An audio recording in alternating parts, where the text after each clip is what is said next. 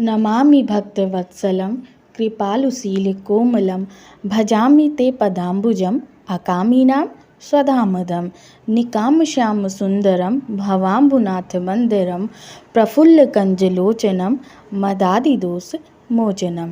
श्री गणेशाय नमः। श्री गुरुभ्यो नमः। श्री कृष्णाय नमः। भक्तों, आपने पुरुषोत्तम मास अध्याय 1, 2, 3, 4 की कथा का श्रवण किया। आइए अब श्रवण करते हैं पुरुषोत्तम मास या अधिक मास अध्याय 5। नारद जी बोले, हे महाभाग, हे तपोनिधि, इस प्रकार अधिमास के वचनों को सुनकर हरि ने चरणों के आगे पड़े हुए अधिमास से क्या कहा। श्री नारायण बोले, हे पाप रहित हे नारद, जो हरि ने मलमास के प्रति कहा वह हम कहते हैं, सुनो।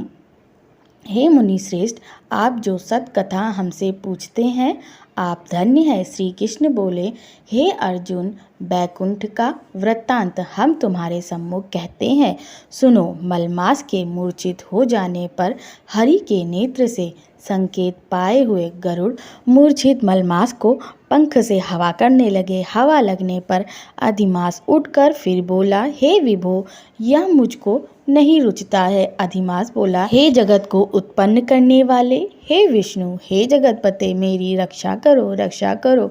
हे नाथ, मुझ शरण आए की आज कैसे उपेक्षा कर रहे हैं। इस प्रकार कहकर कांपते हुए घड़ी घड़ी विलाप करते हुए अधिमास से वैकुंठ में रहने वाले ऋषिकेश बोले, हरि बोले, श्री विष्णु बोले, उठो उठो, तुम्हारा कल्याण हो।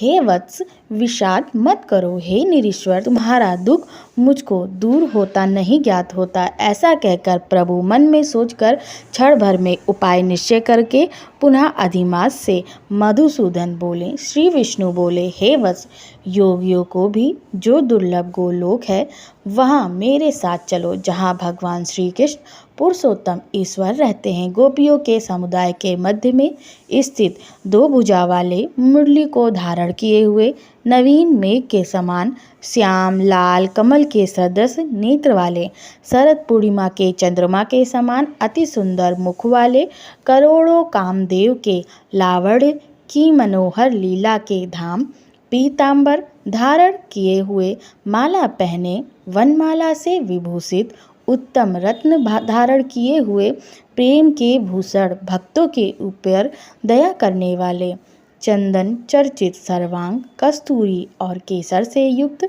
वक्षस्थल में श्रीवत्स चिन्ह से शोभित, कौस्तुभ मणि से विराजित, श्रेष्ठ से श्रेष्ठ रत्नों के सार से रचित, किरीट वाले, कुंडलों से प्रकाशमान, रत्नोल के सिंहासन पर बैठे हुए, पार्षदों से घिरे हुए जो हैं, वही पुराण पुरुषोत्तम पर ब्रह्म है। वे सर्वतंत्र स्वतंत्र हैं, ब्रह्मांड के बीज, सबके आधार, परे से भी परे, निष्प्रा निर्विकार, परिपूर्णतम प्रभु, माया से परे, सर्वशक्ति संपन्न, गुण रहित, नित्य शरीरी, ऐसे प्रभु जिस गोलोक में रहते हैं वहाँ हम दोनों चलते हैं।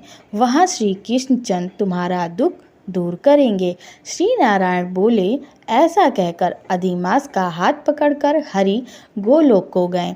हे मुने, जहाँ पहले के प्रलय के समय वे अज्ञान रूप महाअंधकार को दूर करने वाले, ज्ञान रूप मार्ग को दिखाने वाले केवल ज्योति स्वरूप थे, जो ज्योति करोड़ों सूर्यों के समान प्रभा वाली, नित्य, असंख्य और विश्व की कारण थी, और उन स्वेच्छामय विभु की ही वह अतिरेक की चरम सीमा को प्राप्त थी, जिस ज्योति के अंदर ही मनोहर 3 लोक विराजित हैं।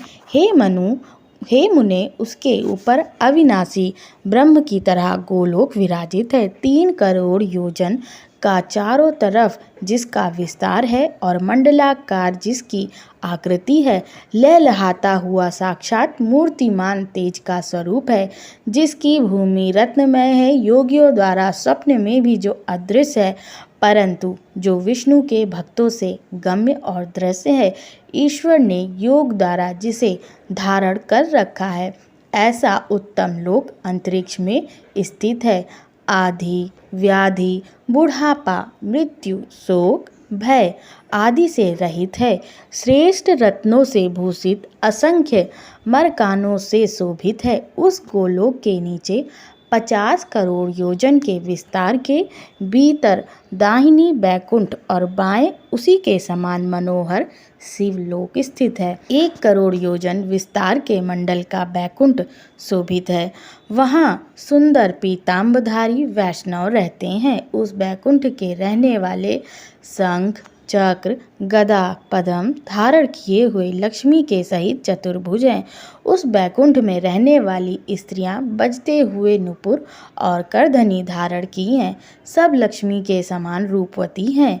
गोलोक के बाएं तरफ जो शिवलोक है उसका करोड़ योजन विस्तार है और वह प्रलय शून्य है। सृष्टि में पार्षदों से युक्त रहता है। बड़े भाग्यवान शंकर के गण जहाँ निवास करते हैं। शिवलोक में रहने वाले सब लोग सर्वांग भस्म धारण किए नाग का यज्ञोपवीत पहने रहते हैं।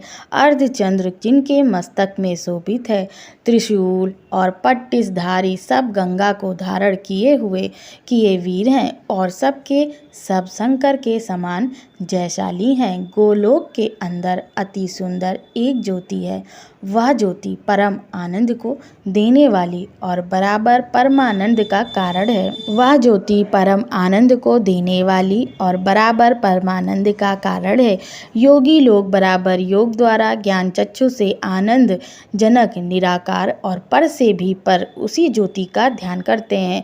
उस ज्योति के अंदर अत्यंत सुंदर एक रूप है जो कि नील कमल के पत्तों के समान श्याम, लाल कमल के समान नेत्र वाले, करोड़ों शरद पूर्णिमा के चंद्र के समान शोभायमान मुख वाले, करोड़ों कामदेव के समान सौंदर्य की लीला का सुंदर धाम, 2 भुजा वाले, मुरली हाथ में लिए, मंद हास्य युक्त पीताम्बर धारण किए, श्रीवत्स से शोभित, वक्ष स्थल वाले, कौस्तुभ मणि से सुशोभित, करोड़ों उत्तम रत्नों से जटित, चमचमाते किरीट और कुंडलों को धारण किए, रत्नों के सिंहासन पर विराजमान, वनमाला से सुशोभित, वही कृष्ण नाम वाले पूर्ण पर ब्रह्म है। अपनी इच्छा से ही संसार को नचाने वाले, सबके आधार पर से भी परे छोटी अवस्था वाले, निरंतर गोपवेश को धारण किए हुए, करोड़ों पूर्ण चंद्रों की शोभा से युक्त, भक्तों के ऊपर दया करने वाले, निस्पृह विकार रहित परिपूर्णतम स्वामी रास मंडप के बीच में बैठे हुए हैं। शांत स्वरूप रास के स्वामी, मंगल स्वरूप, मंगल करने के योग्य, समस्त मंगलों के मंगल, परमानंद के राजा, सत्य रूप, कभी भी निराश न होने वाले, विकार रहित, समस्त सिद्धों के स्वामी, संपूर्ण सिद्धि के स्वरूप, अशेष सिद्धियों के दाता, माया से रहित, ईश्वरन गुण रहित, नित्य शरीर, आदि पुरुष, अव्यक्त अनेक हैं। नाम जिनके अनेकों द्वारा स्तुति किए जाने वाले, नित्य स्वतंत्र अद्वितीय शांत स्वरूप, भक्तों को शांति देने में परायण, ऐसे परमात्मा के स्वरूप को शांति प्रिय, शांत और शांति परायण जो विष्णु भक्त हैं वे ध्यान करते हैं। इस प्रकार के स्वरूप वाले भगवान कहे जाने वाले वही एक आनंद कंद श्री कृष्णचंद्र हैं। श्री नारायण बोले, ऐसा कहकर भगवान सत्य स्वरूप विष्णु अधिमास को साथ लेकर शीघ्र पर ब्रह्म युक्त गोलोक में पहुँचे। सूत जी बोले, ऐसा कहकर सत्क्रिया को ग्रहण किए हुए नारायण मुनि के चुप हो जाने पर आनंद सागर पुरुषोत्तम से विविध प्रकार की नई कथाओं को सुनने की इच्छा रखने वाले नारद मुनि उत्कंठा पूर्वक बोले, भक्तों, अधिक मास 5वां अध्याय संपूर्ण हुआ।